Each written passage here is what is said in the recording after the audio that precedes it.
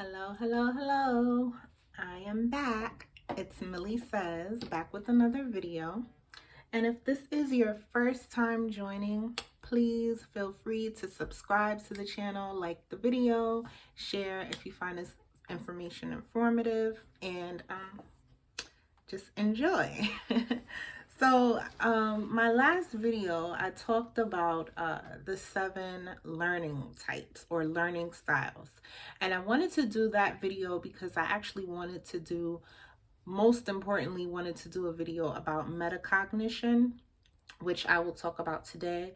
So if you have not seen that video, please, I'll probably link it at the end of the video so that you guys can check that out and find out maybe what your learning style is, take a test, and assess yourself from there. So as you know, this channel has so many different elements to it. Pretty much mostly revolves around self-development and or personal development, self-awareness. I like to do relationship topics around love and emotions, anything that has to do with thinking and observing emotions. So, how does that tie in with today's topic, metacognition? Metacognition is actually the ability to assess your learning style and how you process emotion. So that's why I mentioned it, which is important, right? For anything that you're doing in life, whether you have to deal with people or you're studying to learn something new or just, exist in today's world.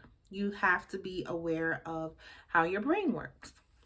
And so understanding how your brain works actually requires you to dig a little bit and, evaluate yourself, and don't always go off of diagnosis, but actually really investigate what it is that makes you tick as an individual, because we're all different and we all bring something different to the world, different talents, different gifts. And the more that we're aware of how our brain works, the better we can tap into those gifts. So how does that tie in with learning style? So as I talked about in the learning style video, there are so many different types of learning styles that are, important to know where you fall, because it'll determine how you learn, how your brain absorbs information. And metacognition is pretty much just that overall acknowledgement or assessment of your thoughts and how you think.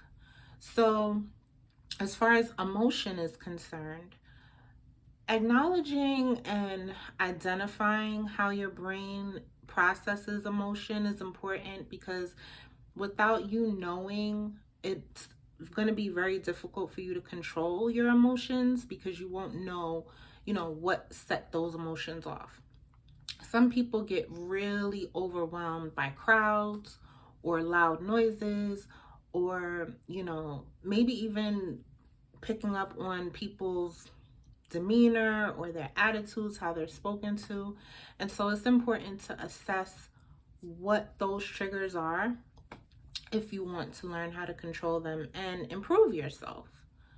So as far as metacognition, when it comes down to learning, I would have to say that I personally love, being alone.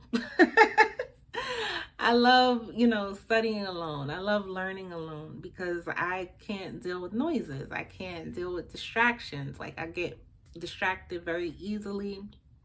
So I'm more of I forget the word. I believe it was intrapersonal learner. That's more of my learning style. There are people that don't get distracted, so that they actually thrive better in environments where they are in groups, and that can tie in with the emotional metacognition, as far as just understanding that they may thrive better in group environments where they're interacting and socializing. So I don't really have too much to talk about it today. I kind of just wanted to throw this video out there because it's been a little minute, and you know how I am. I always like to say that I'm going to come back with another video that's going to go more in depth.